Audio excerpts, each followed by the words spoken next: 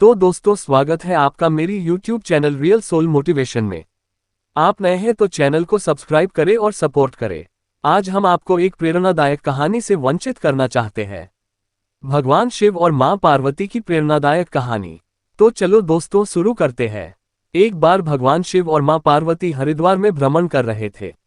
मां पार्वती ने देखा कि सहस्त्रों मनुष्य मां गंगा में स्नान कर हर हर गंगे कहते हुए चले आ रहे थे, लेकिन सभी मनुष्य अभी भी पाप परायण लग रहे थे। मां पार्वती भगवान शिव से पूछती है कि प्रभु, क्या अब गंगा समर्थ नहीं रही?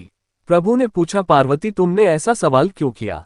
मां पार्वती कहती हैं कि प्रभु, इन सभी मनुष्यों के पापों का अंत क्यों नहीं हुआ?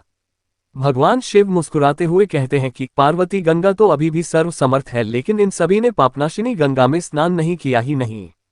मां पार्वती विस्मित होकर बोली, प्रभु, अभी तो गंगा में स्नान कर इन लोगों के शरीर भी नहीं सूखे और आप कह रहे हैं कि इन्होंने पापनाशिनी गंगा में स्नान नहीं किया। भगवान शिव ने कहा, पार्वती, मैं कल तुमको इस बात का भेद बताऊंगा। अगले दिन प्रातः बारिश होने लगी और सभी रास्ते पानी और कीचड़ से भर गए। भगवान शिव एक वृद्ध का रूप बनाकर एक गड्ढे में ऐसे बैठ गए कि मानो वह इसमें गिर गए हैं और उनसे वृद्धावस्था के कारण निकला भी नहीं जा रहा। उन्होंने मां पार्वती को समझाया दिया कि तुम गंगा स्नान कर आते सभी मनुष्यों को सुनाकर कहना कि मेरा पति इस गड्ढे में गिर गया है। मेरे पति सर्वथा निष्पाप आत्मा है और कोई निष्पाप पुण्यात्मा है उनको बाहर निकल सकती है। अगर कोई व्यक्ति निष्पाप है तो वही मेरे पति को बाहर निकालने के लिए हाथ लगाए, लेकिन अगर कोई निष्पाप नहीं हुआ तो उसका शरीर जलकर भस्म हो जाएगा। मां पार्वती अब गड्ढे के पास बैठ गई और सभी को सुनाकर कहने लगी। हर कोई सुंदर स्त्री को प्रलाप करते हुए देखकर रुक जाता। एक सुंदर स्त्री को वेदना में देख हर कोई उनकी मदद के लिए तैयार हो जाता। लेकिन जैसे ही वह वृद्ध वेशधारी भगवान शिव को बाहर निकालने के लिए हाथ बढ़ाने लगते, माता पार्वती तुरंत उन्हें टोक देती। वह कहती, मेरे पति सर्वथा निष्पाप आत्मा है और कोई निष्पाप पुण्यात्मा है उनको बाहर निकल सकती है। अगर तुम निष्पाप हो तो मेरे पति को बाहर निकालने के लिए हाथ बढ़ाना। मैं तुम्हें पहले ही चेतावनी दे देती हूं कि अगर तुम निष्पाप नहीं हुए तो तुम्हारा शरीर जलकर भस्म हो जाएगा। इतना सुनते ही हाथ आगे बढ़ाने वाले हाथ पीछे कर लेते, क्योंकि उनको लगता था कि हमने जीवन में कभी ना कभी तो पाप किया ही होगा। दूसरे उनके मन में आता है, इस बुढ़े के लिए क्यों अपनी जान जोखिम में डालने।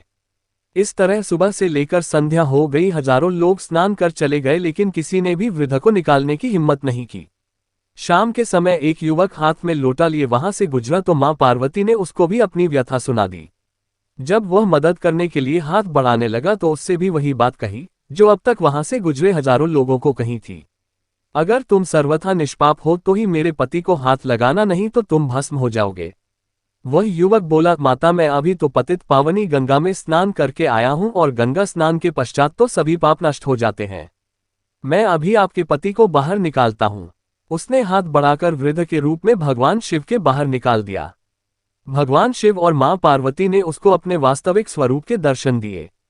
भगवान शिव बोले कि देखो पार्वती, हजारों लोगों में से केवल इस युवक ने ही पूरी श्रद्धा से स्नान किया था कि गंगा स्नान से व्यक्ति निष्पाप हो जाता है।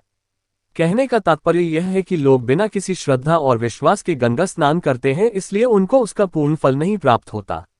इसका अर्थ ये कदापि नहीं है कि गंगा स्नान का फल नहीं मिलता, लेकिन गंगा स्नान का वास्तविक फल उसी को मिलता है जो पूर्ण श्रद्धा भावना से स्नान करता है।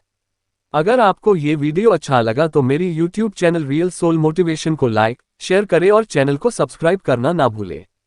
सपोर्ट करें रियल सोल मोटिवेशन को। आपका दिन अच्छा रहे और आप तंदुरुस्त रहो, ये मेरी भगवान से प्रार्थना है। धन्यवाद।